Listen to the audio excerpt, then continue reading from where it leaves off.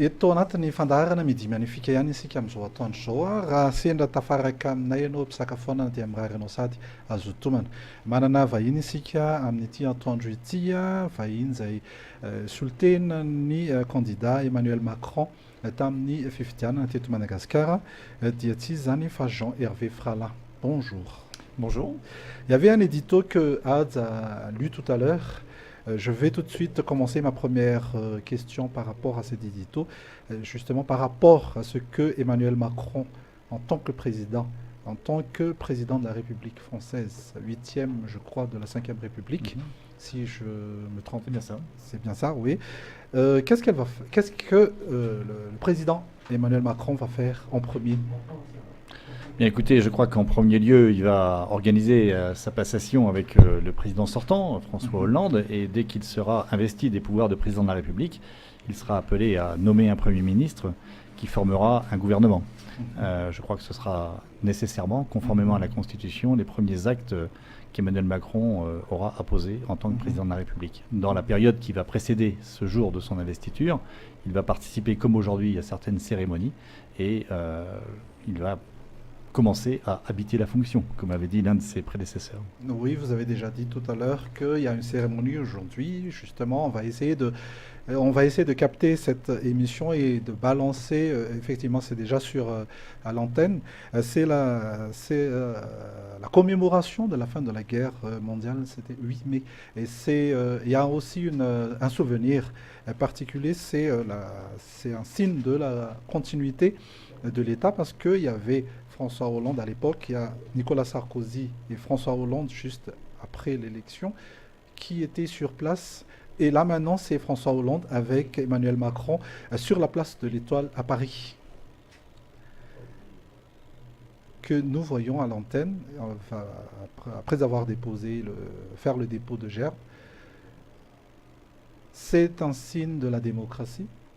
C'est d'abord un signe de la fin de la guerre, de la paix que nous avons retrouvé le 8 mai 1945, après des siècles de guerre qu'on pourrait aujourd'hui qualifier de guerre civile intra-européenne, puisque aujourd'hui notre espace de liberté, d'échange, d'économie, c'est l'Europe, et toutes ces guerres ont déchiré l'Europe, comme antérieurement. Des guerres avaient déchiré la France, avant qu'elle ne soit constituée en une république et unifiée. Le cheminement de la construction de la France avait été lui-même marqué par des guerres entre des factions, des guerres de religion, des guerres entre régions. Ensuite, c'est l'Europe. Et moi, je trouve que dans ce 8 mai 1945, on a scellé la réconciliation. Enfin, on a d'abord scellé la fin de la guerre, puis on a préparé la réconciliation franco-allemande sur la base de laquelle nous avons construit la communauté européenne, qui est devenue aujourd'hui l'Union européenne élargie. Et c'est un très beau moment, puisque ça fait maintenant 72 ans, si je ne me trompe pas, que nous avons la paix, que nous n'avons plus sur le territoire des pays fondateurs de l'Union européenne aucune guerre de cette ampleur. Et demain, nous fêterons la journée de l'Europe, partout dans le monde, ici aussi à Madagascar. Et l'Europe institutionnelle, telle que Emmanuel Macron va certainement la renforcer, l'approfondir dans un partenariat renouvelé avec les pays fondateurs et les autres membres de l'Union européenne, c'est aujourd'hui notre premier gage de sécurité, de paix et de prospérité. Nous allons revenir tout de suite par rapport aux élections, parce que c'est ça que notre sujet principal actuel. 65,8% contre 34,2%. Je dirais que c'est vraiment une victoire nette et claire. Et était-ce déjà prévisible ? Eh bien, je crois que le score est meilleur que ce qui avait été prévu et que même les sondages qui ont été publiés en cours de journée dans les pays étrangers, puisque vous savez, c'est pendant la journée de vote interdit en France, c'était en dessous de cette très belle victoire de 65,8%. Très belle victoire. Ouais. Et nous en sommes très heureux. Cette victoire donne une légitimité incontestable au nouveau président de la République, Emmanuel Macron, et lui permet d'entreprendre les réformes qu'il a annoncées dans le projet qui, nous le savons, n'a pas recueilli l'adhésion de l'ensemble de la population et qu'un certain nombre de personnes qui ont voté pour lui au deuxième tour n'avaient pas voté pour lui au premier tour. Probablement qu'il n'y aura pas d'état de grâce, mais que très rapidement, néanmoins, il va pouvoir démontrer sa capacité à donner un nouvel espoir, un nouvel élan, un nouveau dynamisme à la France.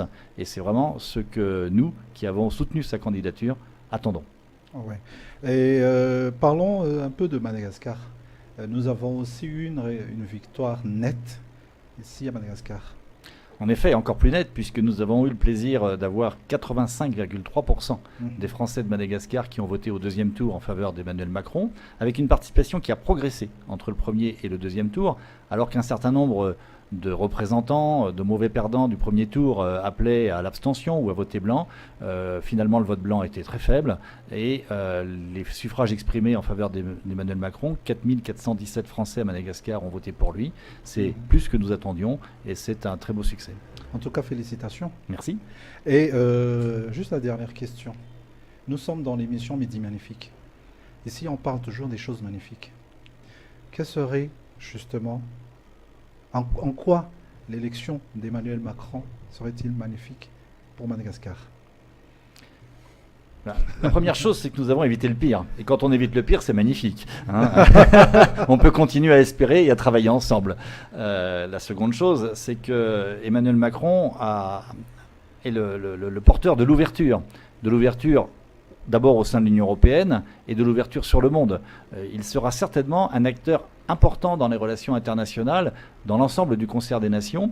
Et un grand signe, c'est que Barack Obama a soutenu sa candidature, l'a appelé plusieurs fois, l'a félicité hier. Angela Merkel a annoncé qu'elle souhaitait travailler avec lui.